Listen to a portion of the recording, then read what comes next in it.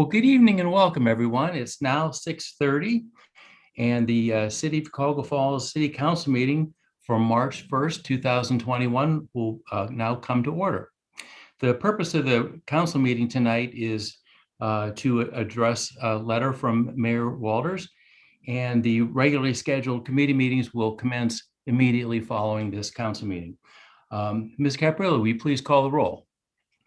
Mr. Balthus? Here. Mr. Brohart? Here. Mr. Gorbach? Here. Mr. Ayula? Here. Mr. James? Here. Ms. Loza? Here. Mr. Miller? Here. Ms. Nichols Rhodes? Here. Mrs. Penta? Here. Mrs. Spinner? Here. Mr. Stams? Here. Thank you. And let the record show that everyone is present. We will dispense with the normal invocation and the pledge tonight because this will be a brief meeting. Ms. Caprillo, will you please read the communication from the mayor? Yes, Mr. President. Council received a letter from Mayor Walters dated February 26, 2021, requesting approval of his appointment of Chris Martin as fire chief. Thank you. At this time, I'll entertain a motion to recess council for a committee of the whole to discuss the mayor's recommendation. So moved. Second. We have a motion by Mr. Gorbach and a second by Mr. James. All those in favor, please signify by saying yes. Yes. Yes. Any opposed, say no. Okay, we are now recessed into council of the whole.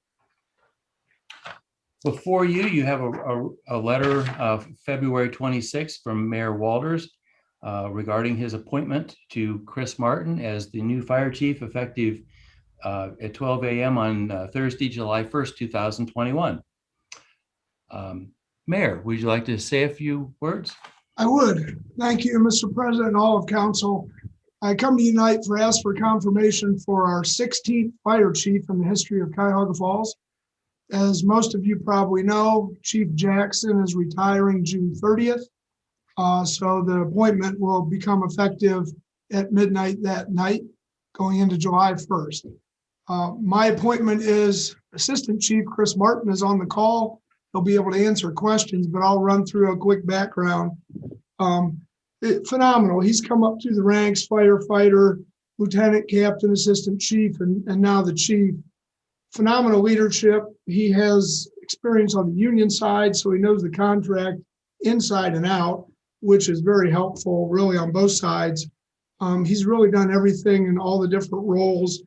Graduated Ohio Fire Executive Academy, actually went to Woodridge High School. He's a Falls resident, obviously. He's going to be a great leader. And, we're going to miss Chief Jackson. I did talk to Chief Malador as well, and he gave very high regards for Mr. Martin. So, no matter who you talk to, they're going to tell you that this guy's the professional at what he does. So we had an interview. It was tough. We had great candidates. Chris Martin came out on top, and he's here tonight to answer any questions, and I respectfully ask for your confirmation. Thank you, Mayor. Mr. Martin, do you have any comments?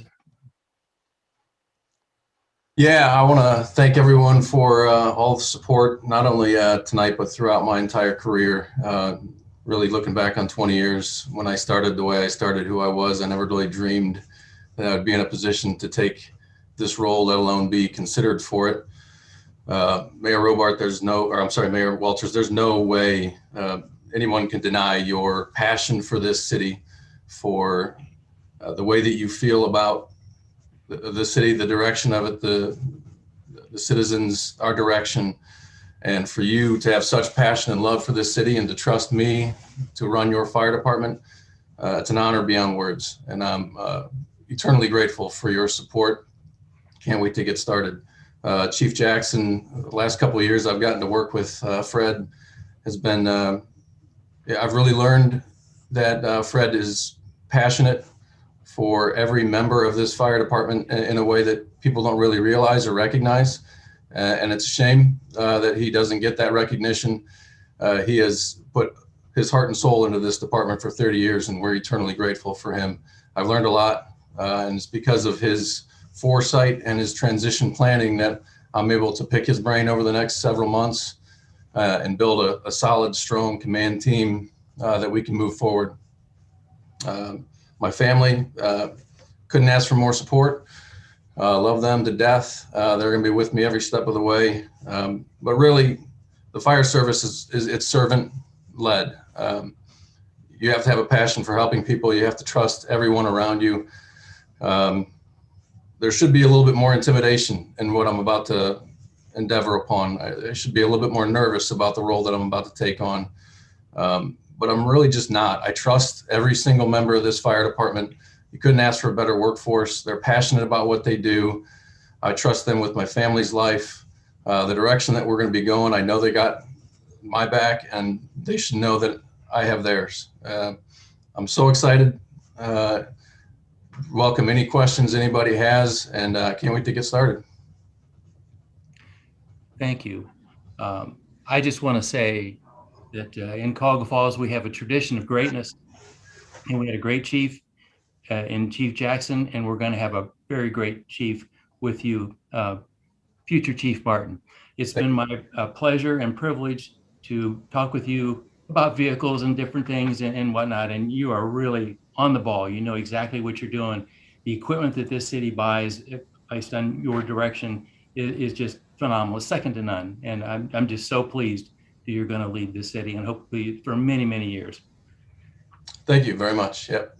Any questions or comments from council members? Mr. Gorbach. Thank you. I'm going to be brief. I have the highest regard and respect for Chris. It's been a pleasure getting to know him throughout the years on my previous stint on council, and furthermore on this one. So we couldn't be in better hands. We've been in great hands over the years with the chiefs we've had, and I appreciate the comments that Mr. Martin made regarding Chief Jackson. And I look forward to you calling the roll tonight, and I look forward to saying yes. Thank you. Real quick, Mr. President, if I could, the reason we're doing this now is because obviously this is going to create vacancies in the ranks. So for us to be able to promote and backfill all of those, we need some time, and we would like to do that while Chief Jackson is still here. So although he won't take the helm until July 1st, we wanted to get the ball rolling tonight, and that's why we're here on March 1st. Excellent idea. Thank you, Mayor. Mr. Balthus. Thank you, Mr. President. I just wanted to echo what the mayor said. I think it's great that we're doing this now to allow for an opportunity for transition and training. I mean, there's nothing more important than the safety services that we provide to the residents of our city. And I just want to note that I think it's very great that we're doing it now to give time for the transition, and as the mayor said, to backfill. And I know we'll have more opportunities to talk about Fred in the future, as I'm sure he's going to be here a few more months, but I can't let this opportunity pass without saying what a pleasure it was to work with him while I was law director. And I know he will be missed, but I have no doubt that we are going to be in amazing hands with Chief Martin. I've had the pleasure of working with you. I have great respect for you. And I have no doubt that you're going to continue the tradition of excellence in our fire department. And I know we can all sleep a little safer with the great fire department we have. I know none of that will change under your leadership. So thank you for your commitment to the city, and I look forward to continuing to work with you. Thank you. Mr. Ayula. I'd like to say the same thing that really Russ and Tim both have said, and congratulations, future Chief Martin. And I think one of the best is that he's come up through the ranks. I know a few cities that I've heard out there, even in our area, Summit County, that they brought in somebody from the outside. But once again, Chief Martin, came and started off just as a fireman and moved on up. And I think that's what it really makes it good. And it keeps the team of all the fire guys much stronger than, oh, here's some guy from out of town, we don't even know who he is. And so I think it's really great and good luck with it. And you know, from Molador and Jackson and now Martin, we've had great chiefs for quite a while here, and let's keep it going. Thank you. Thank you. Mr. Brillhart. Mr. Stams. Oh, thank you very much for recognizing me. Do we, Deputy Chief Martin, is it Fire Chief Elect Martin, or how do I address you tonight? Marty's fine. Chris is fine. Marty, Chris, you name it. I love it. Yeah. I first met Chris Martin. Our children played Cuyahoga Falls Little League Baseball together, going back, gosh, now what, close to 10 years. And, you know, didn't know many of the families. And Chris was, you know, so nice to our family, welcoming in my wife and our son, Mason. And I just thought, you know, from the very beginning, what a nice guy and great character he has. And, you know, he was always there when they needed a volunteer. And I think you headed up some of the committees as well. You took a leadership role.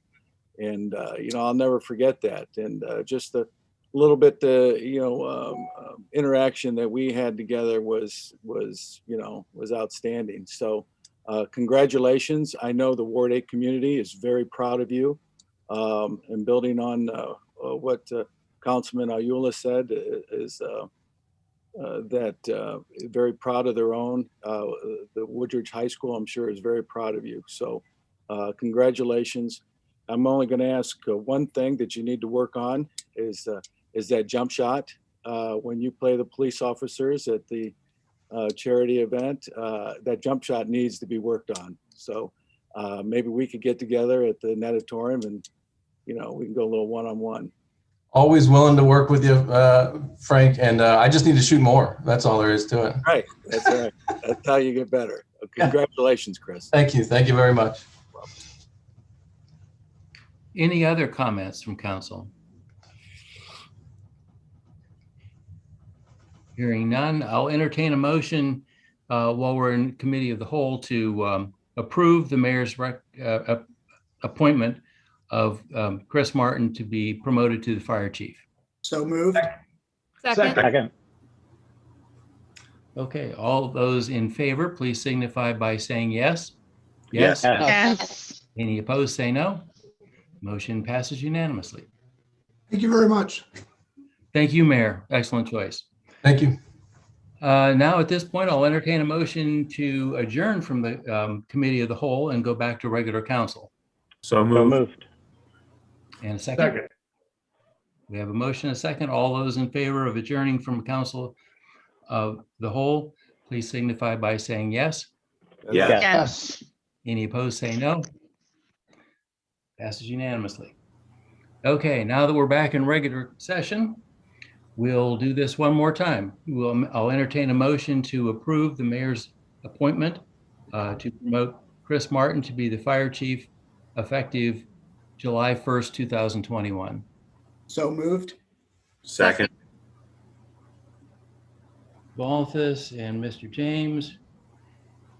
Any discussion? All those in favor of the motion, please signify by saying yes. Yes. Yes. Any opposed, say no. Motion passes unanimously. Congratulations, Mr. Martin. Well deserved. Thank you very much. It's an honor, and I won't let you down, I promise. We know. Okay, thank you. Any other business to come before council? Move to adjourn. And I second. Motion and a second to adjourn. All those in favor, please signify by saying yes. Yes. Yes. Any opposed, say no. We are adjourned. Thank you very much. It's 6:44. I'd like to call the Finance Committee meeting to order. We have two pieces of legislation to discuss tonight, temporary ordinance B8 and temporary ordinance B9. Temporary ordinance B8 presented by the administration, an ordinance amending and or supplementing Title VII, Taxation, Chapter 164, Municipal Income Tax, to comply with state law mandates and declaring an emergency. Made the comment before the meeting started, they got Novelli on the phone. I think it's because this ordinance has to be up in the top 5 of number of pages, at least that I've seen in my time. But luckily for us, it's not as complicated as the length would make it seem. So it's a housekeeping ordinance, and I had some discussion with Mr. Hoffman earlier today. All the changes in the ordinance is not changing anything that the Income Tax Department is doing at this time. The Income Tax Department is running the department as these changes indicate. They're to make sure that our chapter of taxation is in compliance with Ohio state law. But I'm going to go to Mr. Hoffman and let him make some remarks. I see Matt from our income tax administrators here as well. So Brian, go ahead and take it over and let us know what's going on. Thank you, Chairman Gorbach. Yeah, I just want to make sure that everyone's aware that this does not change how the tax department is administering the tax. Nothing has changed as far as rates of taxation or anything like that.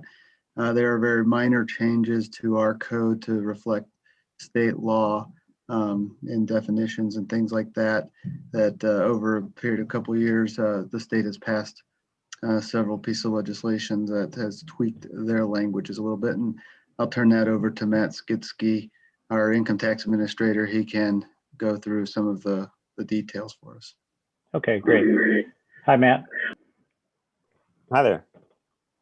Do you want to just give us a brief summary of what the changes are? And as we've discussed, there's no impact other than the language is going to align as it should. But can you just give us a brief overview of the highlights?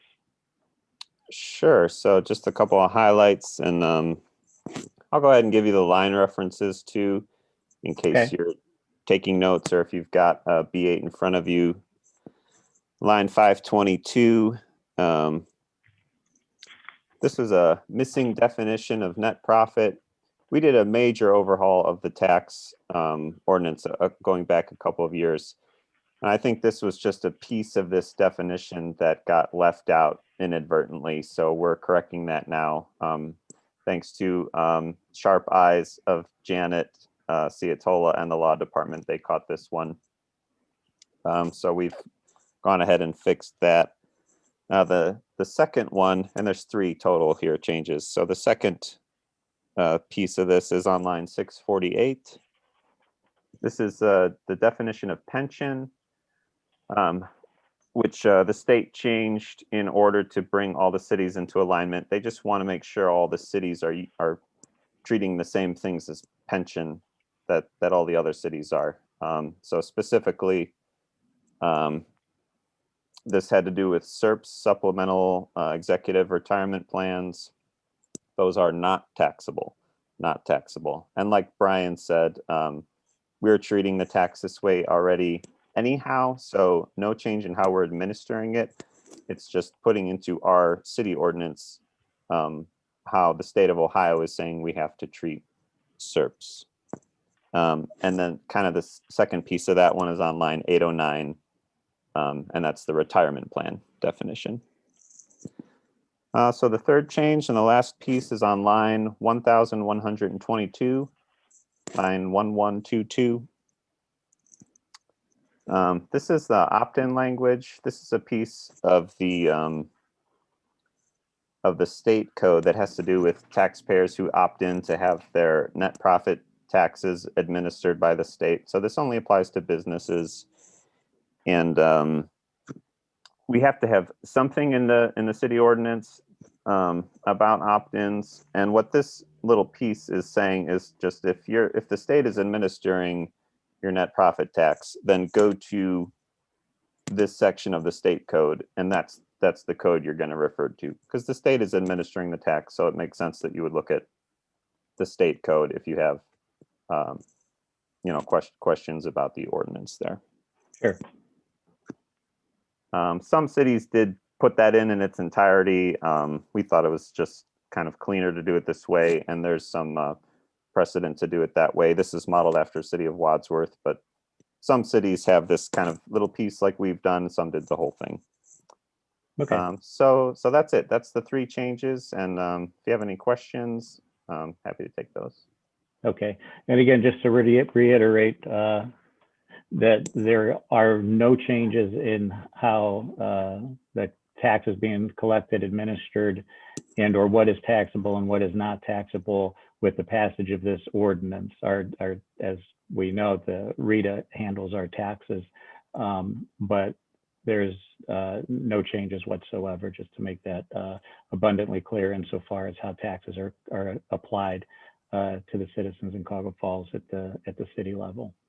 I appreciate the summary, Matt and Brian. Are there any questions or comments from the Finance Committee? Any questions? Oh, I'm sorry, Jeff. I just wanted to say the same thing you did, Tim, is that I've had about 3 different Cuyahoga Falls residents asking me, are you raising my taxes? So we want to just please tell them, no, we are not. We're just cleaning up some of our tax situation. And I thought you said it very well, and I agree wholeheartedly. And let's make sure they all know that. Right. Thank you. Are there any other questions or comments from council? Are there any other questions or are there comments from any members in the audience, I'll say, any members of the public? Okay, I'm not seeing any. All right, very good. Is there a motion to bring out temporary ordinance B8 for a vote next week? So moved. Second. We have a motion and a second. All in favor say aye. Aye. Opposed? Motion passes. We'll vote on B8 next Monday. Let's move to B9, presented by the administration. An ordinance appropriating $1,309,632 of community development block grant carryover funds for calendar year 2021 and declaring an emergency. We have some additional items that have been sent by Ms. Colavecchio regarding this ordinance that we received today. And I'm going to go right to her and ask her to give us a summary of what this ordinance means. Thank you, Mr. Chair. And Sure. we have with us tonight Peggy Zaley, who's our CDBG Entitlement Administrator. And we've asked Paul Novelli to stay on with us tonight too, since the 2 of them work hand in hand together to administer these HUD regulated funds, very highly regulated funds. So we worked this morning piecing together a memorandum that went to all of council. I sure hope all of you have had an opportunity to review that for this evening's discussion, as well as we put together a spreadsheet. And this is a working spreadsheet that we developed and we use now internally to help us track how these funds are spent. And Peggy is going to go into detail. She's going to share her screen and walk through that spreadsheet for council's purposes. So essentially what we're doing tonight here is we want to show council the necessity for this ordinance, why we need to carry over these funds, and how we arrived at the amount that's in the ordinance, the $1.3 million.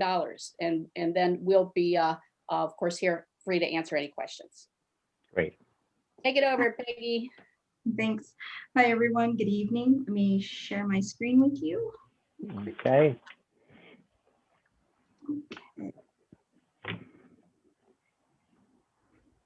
Move you guys over to my other screen so I can see around it. All right. As Diana said earlier this evening, I sent a memo to both City Council and Cabinet members explaining why we're requesting appropriation of prior year funding along with a project spreadsheet. And this is the project spreadsheet. I'm going to go from top to bottom first to kind of show you how I track all of our projects. On the right-hand side here at the top are approved projects. These projects have gone through internal approval procedures. They have purchase orders issued on them. You'll notice that I color code everything. That is so I can keep track of purchase orders that have been completely spent and the funds that have been drawn down. The ones that are in purple are ones that are in the process of being drawn. Each grantee sends in paid invoices as well as canceled checks, and as they do that, we reimburse them. Once all of those funds are spent, then those two will turn to green and they'll be considered completed. The ones that you see that are in black are ones that have gone through the entire approval process and have a purchase order issued, but the grantee has not started to request reimbursement for their expenses yet. And they'll hopefully get to do that soon. The second part there, if I scroll down here, pending projects applications received. These are the projects that we have received applications on, and they're in the process of being approved internally. Once they are fully approved, a purchase order will be issued, and then they'll move up into the upper portion and we'll start paying the grantee and then drawing down the money. The pending applications are applications that are projects that are in the pipeline. Those are the ones we're really excited about. We're talking to people and we're ironing out the details, and hopefully there'll be applications soon and we can start the internal process of approving those and move those up in the spreadsheet. The bottom here where we have our administrative projects, these are the projects that our COVID funds come out of, our admin planning, our public service, our COVID public service, our housing rehab projects. All of that comes out of this section. And as you can see right over here, I keep track of all that is spent. If we go back up to the top and we look at the columns at the top, column B, where there's 371,169.33. Those were our starting carryover funds that were listed in our IDIS program. There's a 103,014.30. That was an adjustment that we made. We found some funds that needed to be activated so that we could spend them down. So that's where those two numbers come from. Then we have the 2020 entitlement funds, and we always start out with 645,000. That's a rough estimate of the entitlement dollars that we'll receive for a year. And when we get a final an allocation letter from HUD, actually, that's what it's called, an allocation letter, we make an adjustment. And here we've added $26,384 because our entitlement allocation was higher than the 645 we had projected. And then in column D, we have our COVID award that we received from HUD. That was our round one COVID funding. And then next to that is our NSP funding, $206,259.84. And then next to that is our projection for 2021. And again, we start with $645 because we don't know yet exactly what HUD's going to award to us. That is how we track all of our expenses. If you follow me down here to the bottom, I can show you how we arrived at the number we needed to carry forward for appropriation.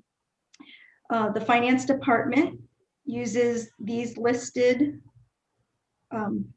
areas to come by their numbers. So they ran in IDIS a PRO2 report, which is the same app that I use, the IDIS app. And on 1/31/21, they showed this number. And then the purchase orders that were already issued for 2021, but are using the previous year funding are under that. And then any purchase order that we had that we didn't spend the full amount on, we decertified those. And that's how they came to their number here at the bottom, $1,309,632. And then in the development department, I won't go through all of this unless you ask me questions, but when we started out in IDIS, as you saw at the top, we started with this number, and our numbers are different because they're different snapshots in time.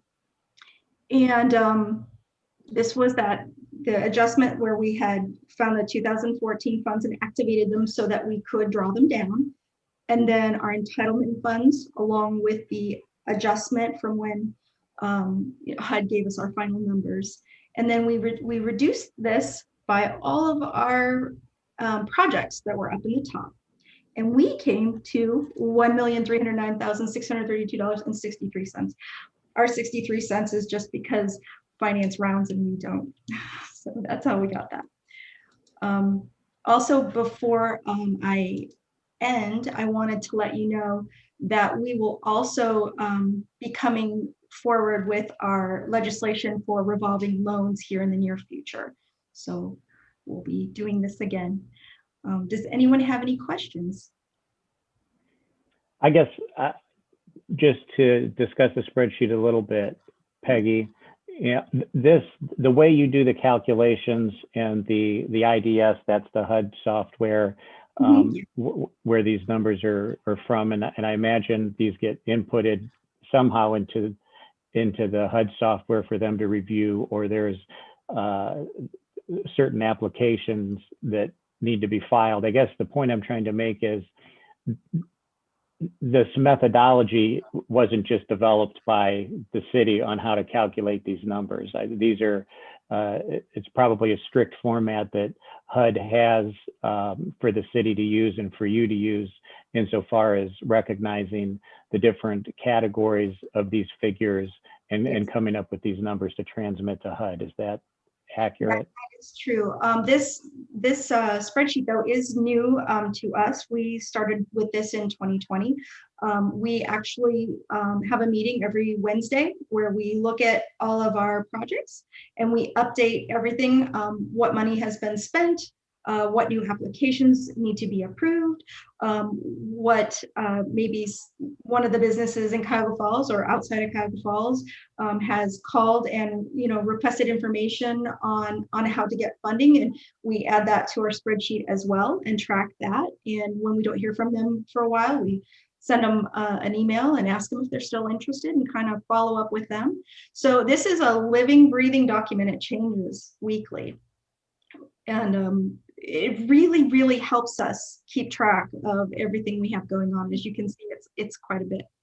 Well, I don't do anything without opening up a spreadsheet if I'm making notes or anything, but I like how your numbers tied at the bottom. You use different figures, and the figures are different from the development department and the IDIS entitlement, but you tie out to the 1,309,632, which is encouraging. And I don't know how else you would keep track of all of this. Again, there's strict rules on and the timeliness factor insofar as how long these projects can go that you need to follow. So I don't know how else you would do it. And I like that you have a team, you and Paul and whoever else is in there looking at it from a maybe a different lens and making sure all of this matches, because it's important. These are great dollars that we receive being an entitlement city. Great, wonderful things. We're restricted on how we can use it, but what we can use it for is just wonderful for the community. So keeping track of it and making sure we're dotting the I's and crossing the T's insofar as HUD's concerned is immensely important. And I appreciate the work you do. And you're always so, even talking about the spreadsheet, you're smiling and happy. And I know you have a passion for what you do with these CDBG monies. And we appreciate that because it's exciting, this type of money and what it does in our community. Who knew we could get so excited about a spreadsheet? But I don't have any further questions. I'm at a disadvantage, as we all are, because I can't see but 5 people here. So are there any questions from the Finance Committee? Mary. Hi, thank you, Mr. Chair. I just also Sure. wanted to compliment Ms. Zole because, well, the whole department is very communicative. It's anytime I have a business or resident who has a question about any of these funds or possible projects that they can do. You guys are great at explaining, and you just say, just give me their number, and we appreciate that. Thank you, Mr. Chair. Thank you. Any other comments from the finance or from the rail? And if you have a comment from the rail, just speak up, because again, I can't see you all. Councilman Gorbach? Yeah, Mr. Balsas. This is Russ. I just wanted to kind of echo your comments and Mary's comments. I think the CDBG program is always very important, but I think in this past year with COVID, I really think the CD department and the administration really use these dollars in an effective, smart, and impactful way by doing the small business grants to local small businesses to help them keep employees employed. And I think that that was critical. And also, I know when we talk about this stuff, I know we all understand how important it is, but I can't pass up on the opportunity to mention a few of the programs that I know we fund with CDBG and how important I think they are. We have the facade matching grants that we use on Front Street and State Road. And I know the impact that they've had on Front Street has been incredible. I see it every day. And I know Councilwoman Penta is pretty excited about the progress I think we'll be making on State Road. And also the support for the Master Art Plan and the Merriman Valley Master Plan, which I think is critical and needed as well. So I just appreciate all the work that people are doing in the CD department and you, Peggy. And, you know, I know there's a lot of regulations to these dollars, and I appreciate you keeping us on the straight and narrow and then putting these dollars to work in our community. So just want to say thank you. Thank you, Mr. Chair. Thank you. Are there any other questions or comments regarding this ordinance? No? Okay. What about the residents that are attending the meeting tonight? Are there any questions or comments? Okay, I don't see anybody raising their hand in the participant, and I'm not hearing anything. So do we have a motion to bring out temporary ordinance B9 for a vote next week? So moved. Second? We have a motion and a second. All in favor say aye. Aye. Opposed? Motion passes. We'll vote on temporary ordinance B9 next week. That concludes my business in the Finance Committee. Thank you all for your participation.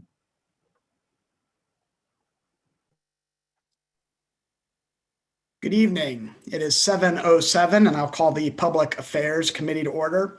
We have one piece of legislation to consider tonight, temporary ordinance B10, presented by the administration upon recommendation of the Traffic Committee. An ordinance amending the traffic control file by providing for the installation of various traffic control devices and declaring an emergency. So I think we have Chief Davis with us. So I'll welcome you, Chief, and let you take it from here. Great. Thank you, Mr. Chairman. We just have two items tonight from the traffic parking between these signs. Sign located on the 2100 block of 8th Street to a location between 2103 8th Street and Levitt Avenue on the east side on the 2100 block of 9th Street to look on the east side of the street. And basically this was requested by Councilperson Mary Nichols Rhodes. Kind of makes all the blocks the same there with the parking situation. 8th, 9th, and I believe it was 10th that we had done previously. So brings everything kind of in line for the residents there. Thank you, Chief. Appreciate that. It broke up a little bit, but it may just be my internet connection. So I don't know if anyone else missed anything or if anyone else has any questions. Because of the communication issues with the internet, I'll ask anybody at this point, public, committee. All right. Councilwoman Mary Nichols Rhodes. Thank you, Mr. Chair. I just wanted to thank Chief Davis and the Traffic Committee because they're very responsive. What happened was there's a curve on all three of those streets, and a resident felt it was unsafe for her to back out of her driveway because of being on the curb. And so the sign was changed, and then realized that two other blocks had the exact same issue. So, and another resident did request it. So anyway, thank you. It's good for everybody's safety. Thank you. Thank you, Mr. Chair. Thank you. Are there any comments from the Public Affairs Committee? Any comments from council? Any comments from the public?